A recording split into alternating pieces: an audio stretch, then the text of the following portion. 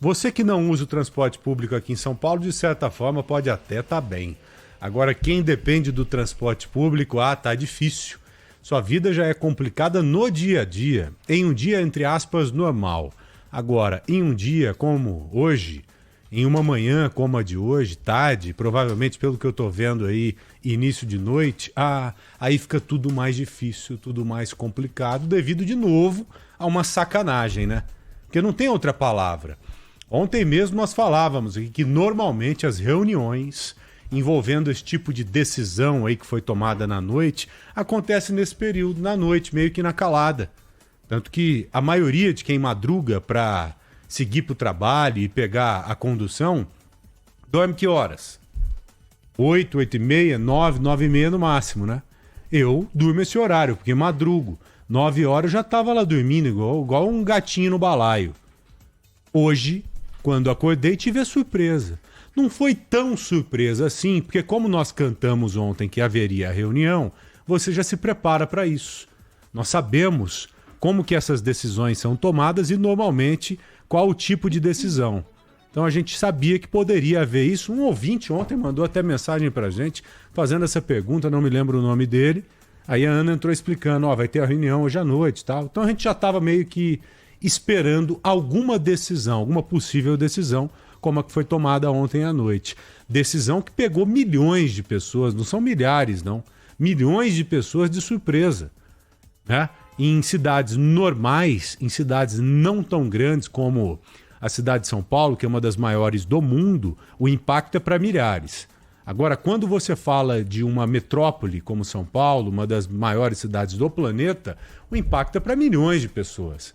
E não somente aquelas que dependem especificamente das linhas que estão paralisadas, do metrô, mas também quem depende do transporte como um todo, quem vai pegar o trem, quem vai pegar o busão, quem está dentro do carro ou esteve hoje pela manhã como eu, que teve que enfrentar mais tempo para chegar no trabalho, chegando atrasado, mas pelo menos para a gente deu certo, né?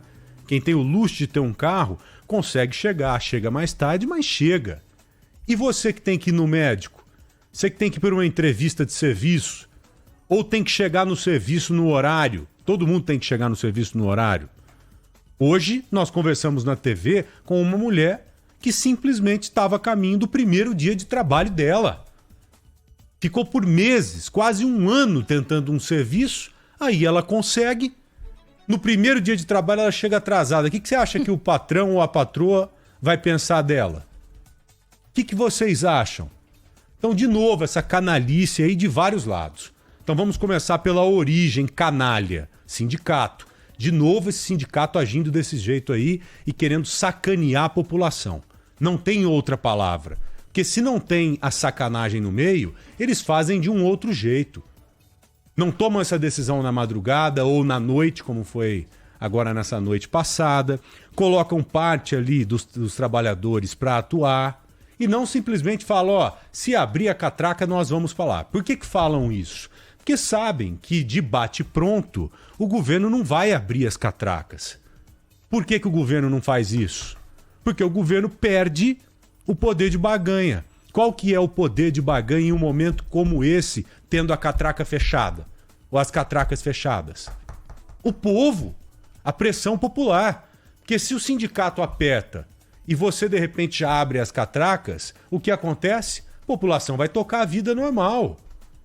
Todo mundo vai trabalhar e tal. Não tô pagando nada aqui no serviço, eu vou seguir a minha vida. Aí o Estado perde um pouco da munição que ele tem para ir para cima do sindicato. Então ficam esses dois lados aí sacaneando a população. Agora, quando acontece o que aconteceu hoje pela manhã e ainda está rolando, o que você tem que fazer como Estado?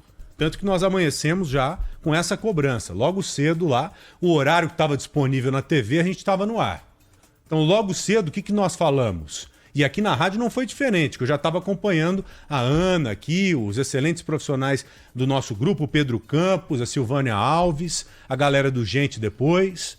O que todo mundo estava falando? Já que o problema está aí, para não falar uma outra palavra, que vocês sabem bem qual pode ser em um momento como esse, não vou falar em respeito ao senhor, à senhora, às crianças que estão dentro dos carros, principalmente, nos ouvindo agora. Então, já que o negócio está feito, o que você tem que fazer para pelo menos mitigar o problema? Pelo menos amenizar a parada para quem? Para a população. Abre a catraca e vai negociar no meio do caminho. Ah, Joel, Rádio Bandeirantes, Grupo Bandeirantes de Comunicação, se eu abrir a catraca, como você próprio disse aí, eu vou perder o poder de barganha. E aí? E aí? Por conta disso, você vai continuar ferrando a população, você, Estado? Porque nós temos, do outro lado, um bando de canalhas. Porque esse sindicato aí, para mim, não tem outra classificação. Isso é canalice.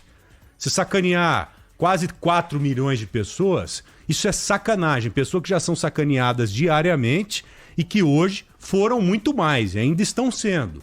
Então, já que não tem como resolver a parada de imediato, que se abra a catraca logo e deixa o povo ir trabalhar, deixa o povo ir tocar a vida. Aí, no meio do caminho, ao invés de você, como Estado, pedir uma liminar para não abrir a catraca, que a Ana vai explicar melhor para a gente essa questão que ela já me antecipou aqui, você vai na justiça e pede para a justiça ir para cima do sindicato. Forçar o sindicato, de alguma forma, a exigir, ou liberar, né? Exigir não é liberar, porque eles liberam. Porque eles ou permitem o trabalho ou não. Os caras estão na mão dele. É aquela massa de manobra, sabe? Não vai trabalhar não, que nós vamos conseguir o que a gente está querendo. Não precise nessa não de trabalhar e negociar ao mesmo tempo, não. Vamos ferrar a cidade, vamos ferrar todo mundo, que aí a gente consegue o que a gente tanto quer. E às vezes precisa também. Eu até entendo da necessidade, mas não consigo compreender a forma com que essas negociações acabam acontecendo. Então o Estado ele tem que abrir a catraca e ir para cima do sindicato por via judicial. E até hoje, cara, não tem, me parece, uma ferramenta eficiente para punir quem faz isso e depois desfaz isso e vida que segue. Você quando faz uma besteira, você não tem que pagar pela besteira? Você não paga pela besteira que você fez? Pela sacanagem que você fez?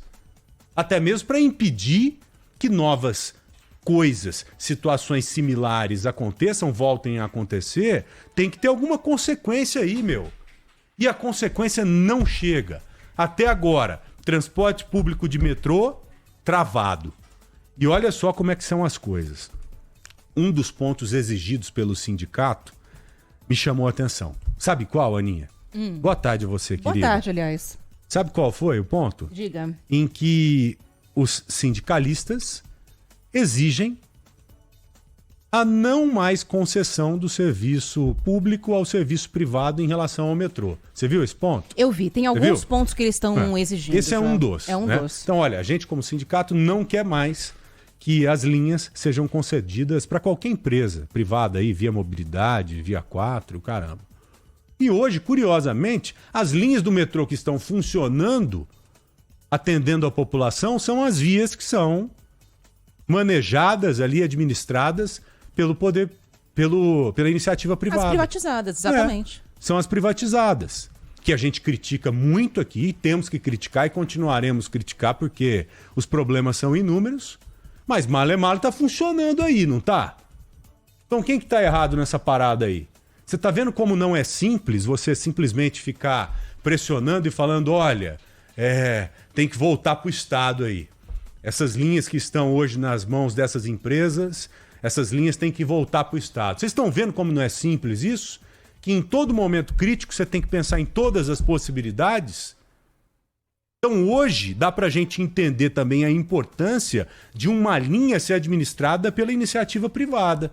Que o poder público ele é porco, ele é irresponsável, ele é ineficiente, incompetente, essa é a palavra. Por isso, senão não teria por que passar para iniciativa privada nenhum tipo de serviço. Você ficaria todo com o serviço como deveria ser para o poder público. Então veja como hoje a gente consegue compreender também algumas coisas que não são compreendidas no dia a dia. Sabe aquela frase, se tá ruim sem tu, pior ainda sem tu. Se tá ruim com você... Tá ruim com tu, pior sem tu. Né? Se tá ruim com você, pior ainda sem você. É mais ou menos isso. Então imagine se as linhas 4 e lilás, amarela e lilás, estivessem hoje sobre o comando mesmo do sindicato, o que você acha que teria acontecido? Também estariam travadas. Nós teríamos mais 2 milhões de pessoas sem poder simplesmente entrar no metrô.